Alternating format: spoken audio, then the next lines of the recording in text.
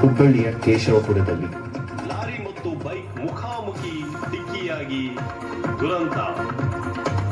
Bike ಸವಾರನ ದೇಹ ಎರಡು ಭಾಗವಾಗಿ ಸಾವು ಬದುಕಿನ ನಡುವೆ ಹೋರಾಟ.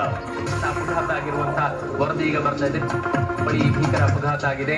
ಲಾರಿ ಡಿಕ್ಕಿ ಹೊಡೆದಂತ ರಭಸಕ್ಕೆ ಎರಡು ಬೈಕ್ ಹೋಳಾಗಿದೆ. ಸವಾರನ ದೇಹ ಅಲ್ಲಿ ಎರಡು ಪೀಸ್ ಆಗಿದೆ ಅನ್ನೋ ಮಾಹಿತಿ ಬರ್ತಾ ಇದೆ. ಸಾಯುವ ಭಯದಲ್ಲಿ ಕಾಪಾಡಿ ಕಾಪಾಡಿ ಅಂತ ಹೇಳಿ ತಲೆ ಚಚ್ಚಿಕೊಂಡಿರುವಂತಹ ಬೈಕ್ ಸವಾರ ಅರ್ಧ ಗಂಟೆ ರಸ್ತೆಯಲ್ಲೇ ಜೀವ ಹಿಡಿದು ಒದ್ದಾಡಿ ಒದ್ದಾಡಿ ಒಂದು ಪ್ರಾಣವನ್ನ ಬಿಟ್ಟಿದ್ದಾನೆ.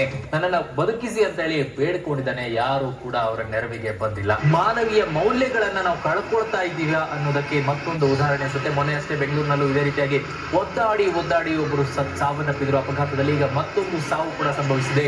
ಕಾಪಾಡಿ ಕಾಪಾಡಿ ಪ್ಲೀಸ್, ಯಾರು ಲೋಟ ನೀರು ಕೊಡಿ ಪ್ಲೀಸ್. ಲೋ ಮಗ, ಆಕ್ಸಿಡೆಂಟ್ ಆಗಿದೆ ಮಗ, ಪಾಪ ರಕ್ತ ಸುರಿತಾ ಇದೆ ಕಣೋ, ಬಾರೋ ಹೆಲ್ಪ್ ಮಾಡೋಣ ಬಾರೋ. ಬೇಡ ಮಗ, ಮತ್ತೆ ಪೊಲೀಸ್ ಕೇಸು ಕೋರ್ಟು ಅಡ್ಡಾಡೋದು ಯಾರಿಗ್ ಬೇಕು ಮಗ. ಬಾ ಮಗ, ಸವಾಸನೆ ಬೇಡ. ಬಾರೋ ಒಂದ್ ಸೆಲ್ಫಿ ತೆಗಿಯೋಣ. ಆತ್ಮೀಯರೇ, ನೋಡಿದ್ರಲ್ಲ ಎಂತ ಭಯಾನಕ ಘಟನೆ. ಹೆಲ್ಪ್ ಮಾಡೋ ಬದಲು ಜನರು ಸೆಲ್ಫಿ ತೆಗೆಯೋದ್ರಲ್ಲಿ ಮಗ್ನರಾಗಿದ್ದಾರೆ. ಬನ್ನಿ ಈ ಸನ್ನಿವೇಶವನ್ನು ಮನಸ್ಸಿನಲ್ಲಿಟ್ಟು ಇನ್ನಷ್ಟು ವಿವರಗಳನ್ನು ನಾವು ಈ ವೇದಿಕೆಯಲ್ಲಿ ಪಡೆಯೋಣ.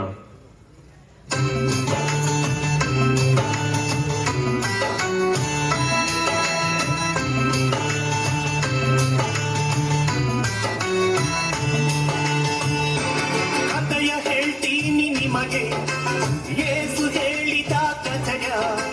ಕಥೆಯ ಹೇಳ್ತೀನಿ ನಿಮಗೆ, ಯೇಸು ಹೇಳಿದ ಕಥೆಯ. ನಷ್ಟದಲ್ಲಿ ನೆರವಾದ ಸತ್ಯ ಪ್ರೇಮದ ಕಥೆಯು. ನಿತ್ಯ ಜೀವ ಸಿಗುವಂತ ತತ್ವ ಸಾರುವ ಕಥೆಯು. ಒಂದಾನೊಂದು ಕಾಡಿತ್ತು, ಕಾಡಲ್ಲಿ ಕಳ್ಳರ ಗುಂಪಿತ್ತು. ಸಂಚನ ಮಾಡಿ ಕಾದಿರಲು ಪಯಣಿಗನೊಬ್ಬ ಸಿಲುಕಿದನು.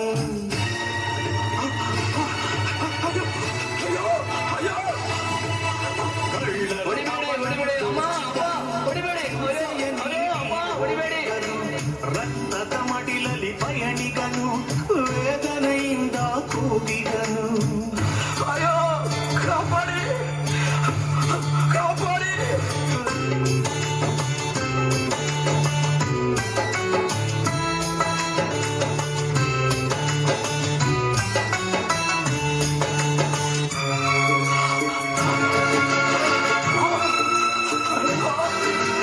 ಅಯ್ಯೋ ರೀ, ಬನ್ರಿ, ಪಾಪ ಯಾರೋ ಹೊಡೆದ್ಬಿಟ್ಟಿದ್ದಾರೆ, ನಾವು ಹೆಲ್ಪ್ ಮಾಡೋಣ. ಡ್ಯಾಡಿ ಬನ್ನಿ ಡ್ಯಾಡಿ, ಹೆಲ್ಪ್ ಮಾಡೋಣ. ಹೌದಪ್ಪ, ಪ್ಲೀಸ್ ಅಪ್ಪ, ಹೆಲ್ಪ್ ಮಾಡೋಣ. ಈಗಾಗಲೇ ಮದುವೆಗೆ ಟೈಮ್ ಆಗೋಗಿದೆ, ಸುಮ್ಮನೆ ಬಾಯ್ ಮುಚ್ಕೊಂಡು ಬನ್ನಿ, ತೊಂದರೆ ಕೊಡಬೇಡಿ. ದೇವಿಯನೊಬ್ಬನು ಬಂದಾನ, ಪಯಣಿಗನನ್ನು ಕಂಡಾನ. ಅಯ್ಯೋ ಪಾಪ ಎನ್ನುತ್ತಲೀ ನುಡಿಯುತ್ತ ಮುಂದೆ ಸಾಗಿದನು. 100, 200, 300, 400, 500, 600, 700, 800, 900, 1000, 1100. ಅಯ್ಯೋ ಪಾಪ ಬಿದ್ಬಿಟ್ಟಿದ್ಯಾ? ಓ, ಒಂದು 5 ನಿಮಿಷ ಇಲ್ಲೇ ಇರು, ನಾನು ಬ್ಯಾಂಕ್ ಹೋಗಿ ಸ್ವಲ್ಪ ಡೆಪಾಸಿಟ್ ಮಾಡಿ ಬಂದು ನಿನ್ನ ನೋಡ್ತೀನಿ. ಬರ್ತೀನಿ, 5 ನಿಮಿಷ. ಕಷ್ಟದಲ್ಲಿ ನೆರವಾಗದವ ಧನ ಪಿಶಾಚಿ ಲೇವಿಯನು.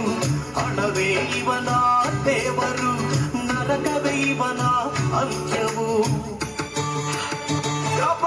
ಒಳ್ಳೆ ಸಮರಿಯನು ಒಬ್ಬ ಕತ್ತೆ ಮೇಲೆ ತಾ ಬಂದ. ಅಳುವ ಧ್ವನಿಯನ್ನು ಕೇಳಿ ನೆರವಾಗಲು ಬಂದ ಓಡಿ.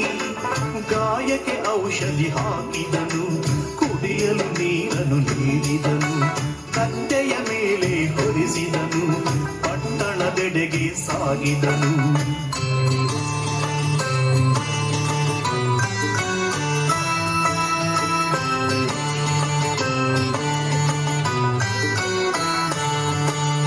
ಬಂದ ಛತ್ರಕವ ಬಂದ, ರೋಗಿಯ ನಿಲ್ಲಿಸಿದ ಅಲ್ಲೇ. ಸೇವಕರ ನೇಮಿಸಿದ, ಸೇವೆಗೆಂದು ಹಣ ಕೊಟ್ಟ.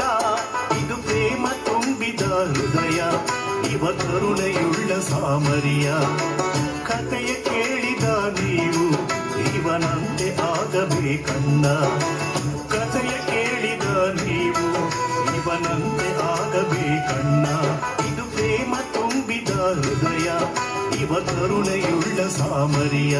ಆತ್ಮೀಯರೇ, ನಮ್ಮ ಪರಿಸರದಲ್ಲಿ, ಸಮಾಜದಲ್ಲಿ, ಕುಟುಂಬಗಳಲ್ಲಿ ಮತ್ತು ಅಕ್ಕಪಕ್ಕದ ಮನೆಗಳಲ್ಲಿ ಇಂದು ನಾನು ಮತ್ತು ನೀವು ಕರುಣೆಯುಳ್ಳ ಸದಯ ಸಮಾರಿತರಾಗೋಣವೇ?